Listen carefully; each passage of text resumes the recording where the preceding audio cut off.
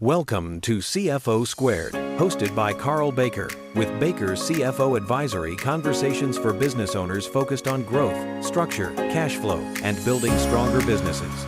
Today's episode starts now. With both. They also told me not to scream, so I'll do my best to just talk. Everybody hear me okay? Yeah. All right. Well, hello everybody. My name is Karl Baker. I own an accounting firm, Baker CFO Advisory, and I'm going to share with you my why and what and some of the rationale behind starting the firm and what I've been doing in my career, and have some questions for you. Hopefully you will have some questions for me. And it's been emphasized to me, first of all, before I forget, some familiar faces. I used to come to this, and I should come back to this more often. And Yes. I've stayed in touch with Sterling, and at some point, as I have evolved my business, and this is something I've been doing for a while, but as I've done that, I said to Sterling, I should come present to this group and get some feedback from you. But I can barely say my name and introduction in under 6 minutes, so I'm going to do my best to keep this short. I'll go quickly, and then hopefully I'll say enough to trigger some questions from you. So, who am I? My name is Karl Baker, as I said. I have been doing this for a long time, since the early 1990s, and I'm a licensed CPA, have been since 1992. I spent 25 years in some of the biggest accounting firms in town and in other places in the country. Traveled all over the country, lived all over the country with my career. Did corporate auditing for bigger enterprises for 25 years.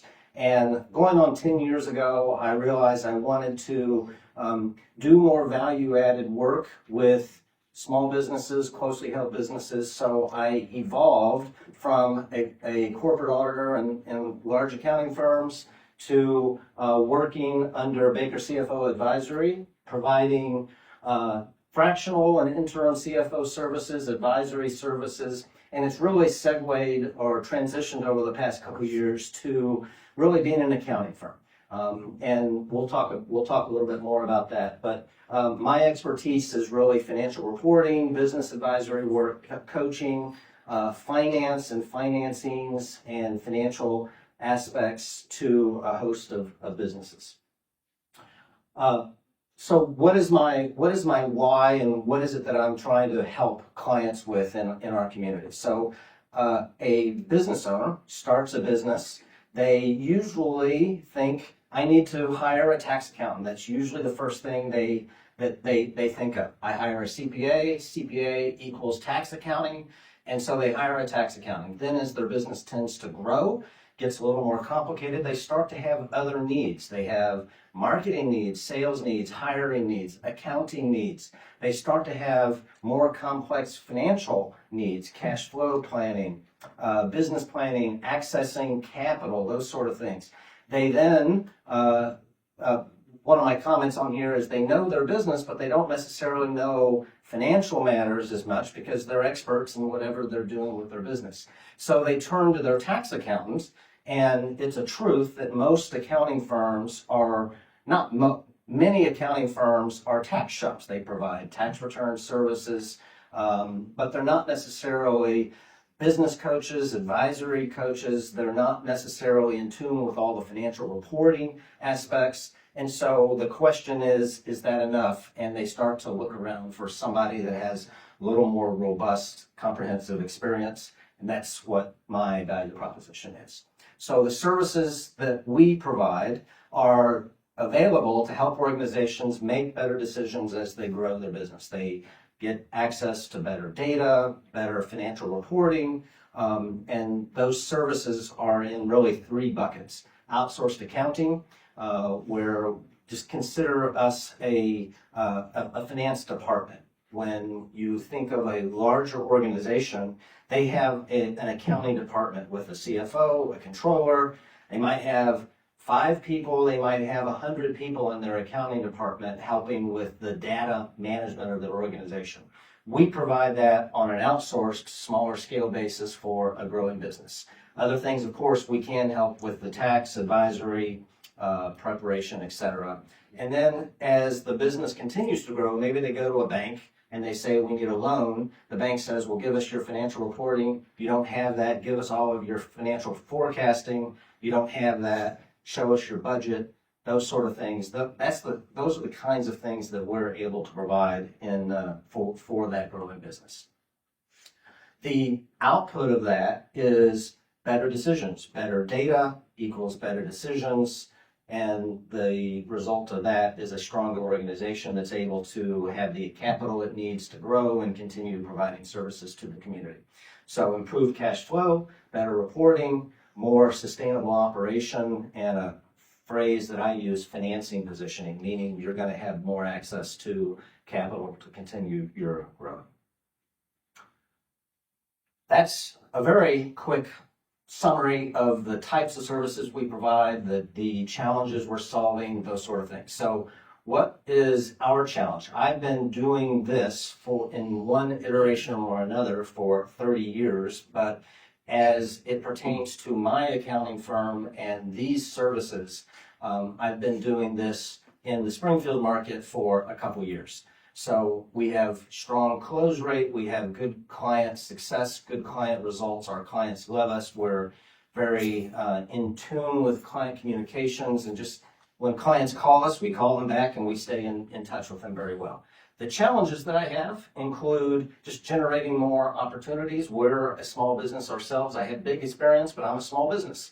And so scaling beyond me and my small team, building a recognizable brand in the Springfield market, in the Southwest Missouri market, and we actually have clients all over the country, so just building that brand. What is it that we do? Networking, social media, LinkedIn content. We do a lot of education. I do my best to meet with referral relationships, bankers, attorneys, people that are working with business owners. I'm big in education, so I do quite a bit of speaking. I do a monthly, and I'm about to do a couple times a month, YouTube webinars that are not sales pitches, but they're really just education to business owners about things they can do in their business. I'm rolling out a series of education sessions in person. There's at least one person that has been to my first session, and we had a good session about a month ago, and we'll continue doing that. Just education in person and something like this. It's a little more technical and accounting or finance related. So strategic questions is there that I have for you, and I'll look for feedback from you and questions from you, but is there a community need for what I'm describing?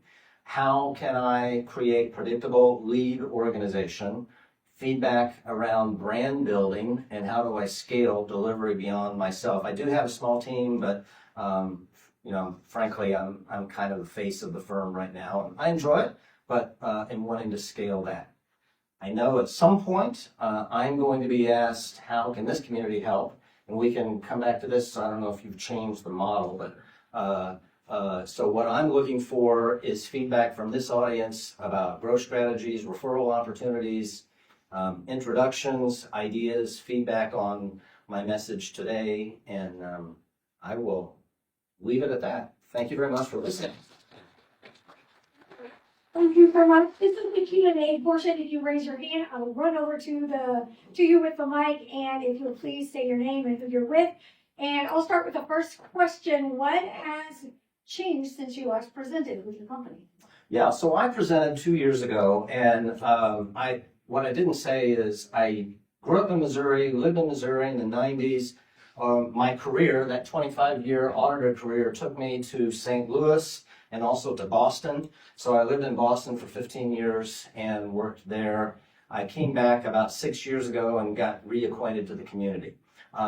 When I left my accounting firm, my auditor career, and I went out into my entrepreneurial flair, I thought maybe, just maybe, I can avoid bankruptcy and earn a living this way. And I hope you all are going down that same path. So I did a few other things as well. I always kept Baker CFO Advisory. I was doing CFO work, interim CFO work for nonprofits and closely held businesses. And I kept that in my back pocket doing that, but then I also was helping organizations with commercial financings. And 2 years ago, I was here under the umbrella Infinity Commercial Capital, where I was providing commercial real estate and commercial financings. I still do that, and I would do that under this umbrella now, but that's the change. I've gone back to my experience is working with business owners from an accounting, financial reporting, finance perspective, and so I've just doubled down on that with Baker CFO Advisory. Hi, Carl. My name's Gary, former business owner, and I can tell you there is a need as a small business owner. You talked about your positioning. Are you trying to, because every small business comes up with some sort of, they start with a bookkeeper of some sort and they hope that grows into, a CFO. Yeah. Is your position to coach the people already in a small business into being CFOs or coming in and acting as a CFO? Which of those two do you think is your stronger suit? You mean from a client's perspective? Yes. Right now, I can do all of those things. Right now, most of the clients that I'm serving, and my message has been working with a growing business owner that doesn't have a CFO. Maybe they have a bookkeeper, maybe they don't. If they don't have a bookkeeper, we can actually provide the outsourced bookkeeping work for them. There was a time, I'll just be honest, there was a time when I was holding myself out as a CFO advisor. And at some point I realized the businesses that I want to serve, that might be, I don't know, either intimidating, maybe it sounds expensive, I don't know. But I decided to add what I call a couple gateway services. So something that is more relatable to a business owner. They need somebody to help them with their bookkeeping. So I added that and did the same thing with tax services to be a gateway service to establish a relationship with a business, and then that will transition to other advisory work as they need it. So I hope that answers the question. Hey, Carl. I'm Lucas with Lucas Walker Business Consulting. Great presentation, very crisp. I know that your client details are confidential, but in general, can you tell a single client story of transformation or kind of a blend of how you might have helped someone specifically, a specific organization? Yeah, sure. I will say over the course of businesses, usually when I come in, there's a challenge that an organization is trying to solve. They're usually scratching their heads saying, I can't quite articulate my issues, but there's something wrong with my finances. I either went to a bank and I got laughed at because I'm just not ready, or I don't have the cash. I feel like I'm being profitable, but I don't have cash. So those kinds of things happening. So one client came to me and they said, we need you to help us with our budget. We have some issues. We're not able to articulate what those issues are because that's why we're calling you. And I spent some time looking at their finances and said, yep, you're right. You have about an 18-month runway, and here's the reasons why. And if you don't make some changes, you will be broke and you will just hand in the keys in 18 months. And here's why. And in that process, we turn that into a 4-week major change process. One of the leaders in the organization said, Carl, you just explained to me my business's finances better than anybody ever has in the last 20 years. I'm paraphrasing, but generally that's you've made the complex simple and you've helped me understand this. Now let's go and make some changes.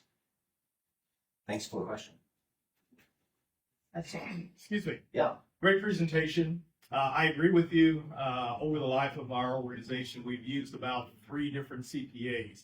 However, they're very good at doing our quarterlies, being compliant with the IRS. However, the strategies were missing. Can you tell us more about your educational opportunities? Sure. The educational sessions that I was talking Yes. about. Yeah, sure. It can be on a number of things currently, and you can look me up. Look up Karl Baker under YouTube. It's Finances 101, I think, is another one of the buzzwords.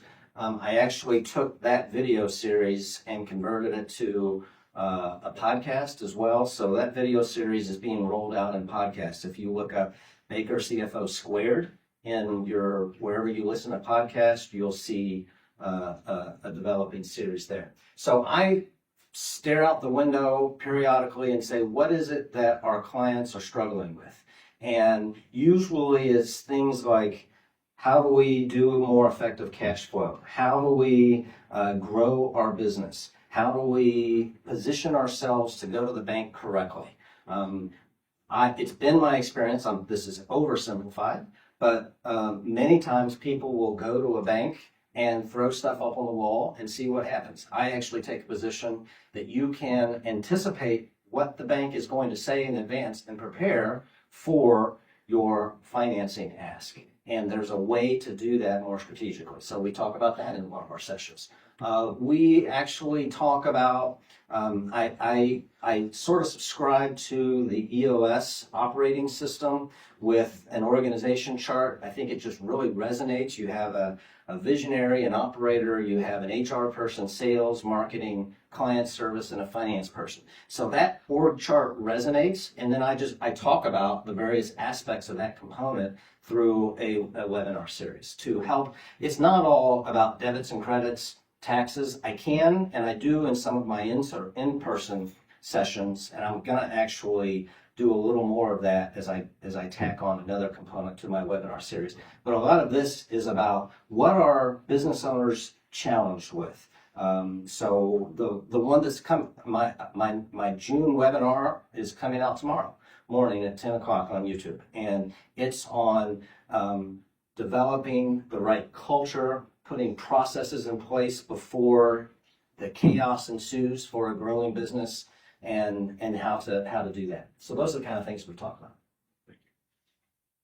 Morning, Carl. Great presentation. This is David Sims. Yeah, David. I have two quick questions. Number one is that could you describe an ideal client for us, for you, an ideal client for you, and how do you develop long-term relationships with them? Good question. So an ideal client, I have worked with companies that were pre-revenue startup all the way to companies that have $1 billion on their balance sheet.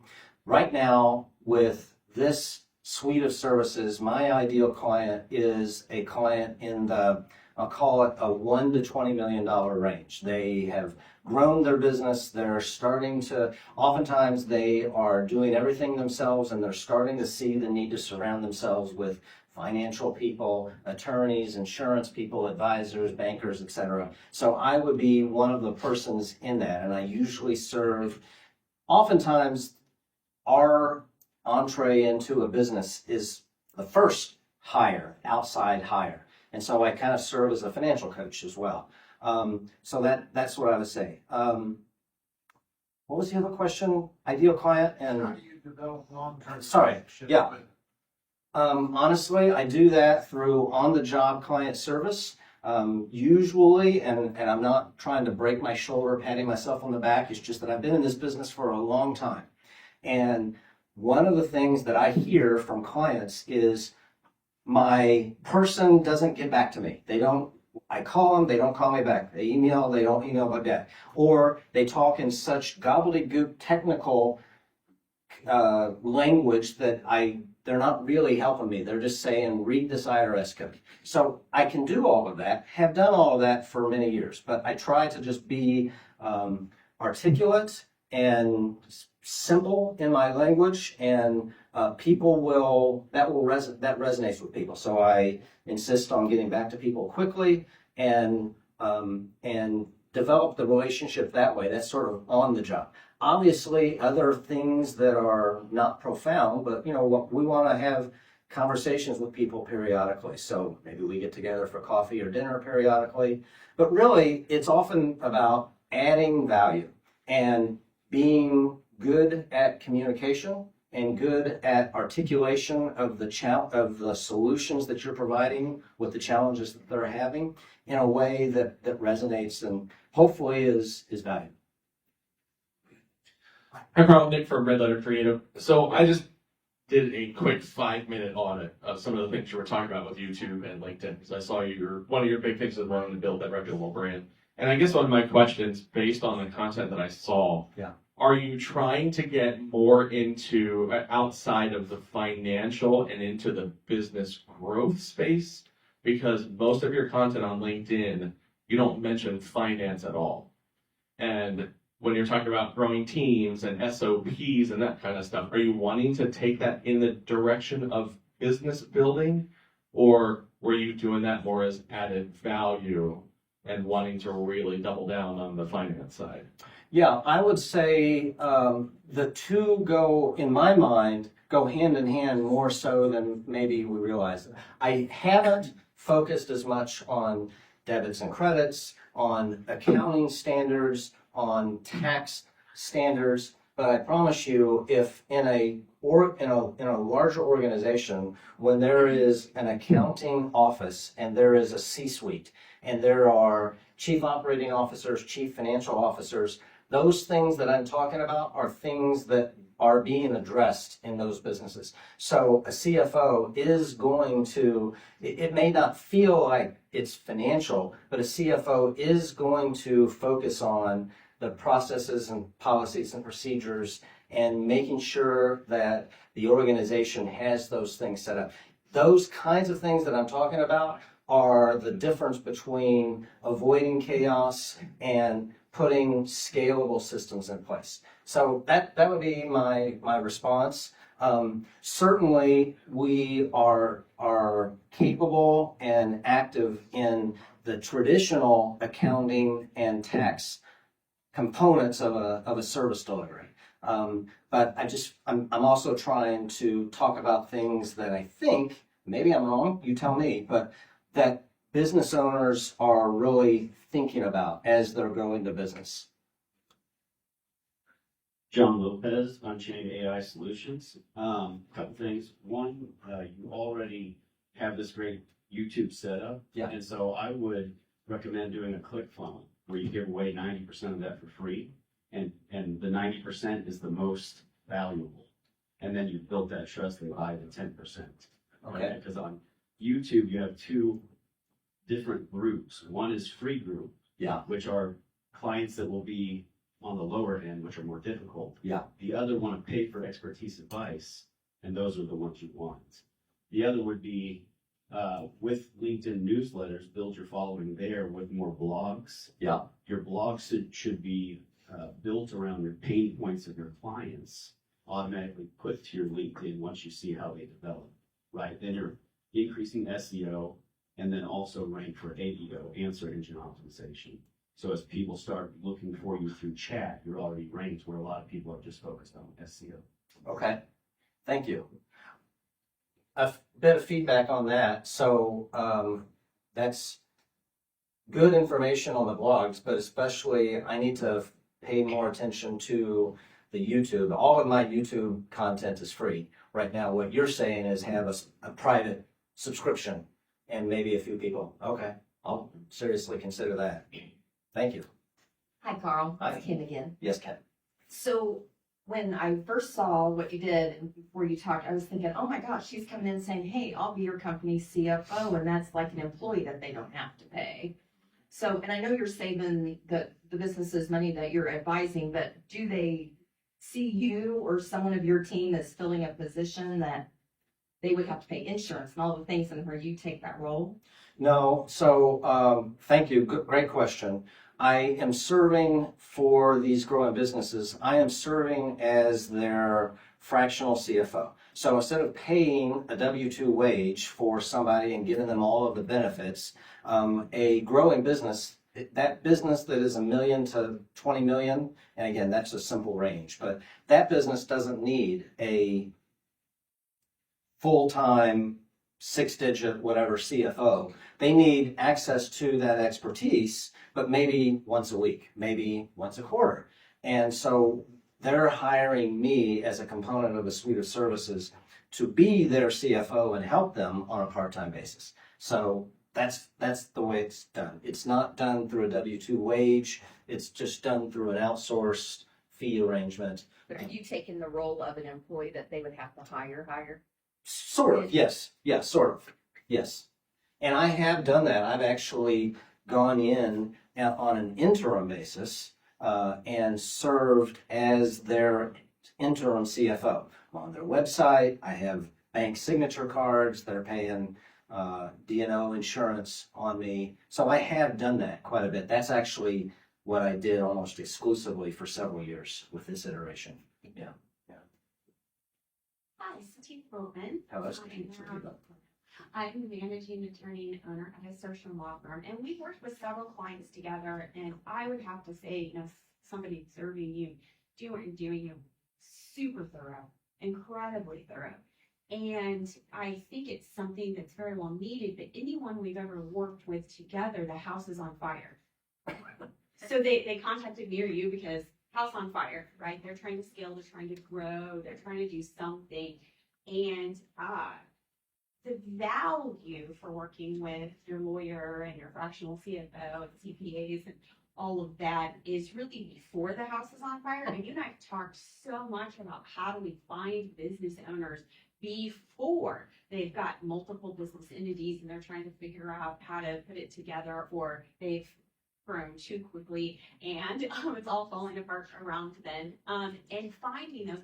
Do you think that YouTube has helped you to do that? Is there something else that you're finding that's helped you do that? Or is that really one of your big focuses still, is trying to find these people before it is at a level that's stressful for them?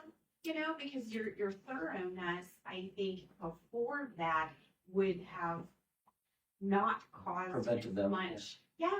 Yeah, the preventative side of it, I think, is where I've seen you would have been even more beneficial Yeah. for these clients. Well, right. I wish that and hope for that as well. My initial response is it sort of depends on people's buying habits. So I think human nature, and you all tell me, but human nature is that the people seek solutions when they've identified a problem. And if they don't know, or they've not identified a problem yet, then they don't necessarily go to the problem solver until they've identified the problem. Once in a blue moon, somebody might be incredibly proactive and say, we're going to get our ducks in a row before. And that's wonderful, and that's great. But I think more often than not, the reactionary approach is realistic. Thanks for listening to CFO Squared, Thank you all so hosted by much. Karl Baker with Baker CFO Advisory. If you found this episode valuable, be sure to subscribe and share it with someone who would benefit from the conversation. We'll see you in the next episode.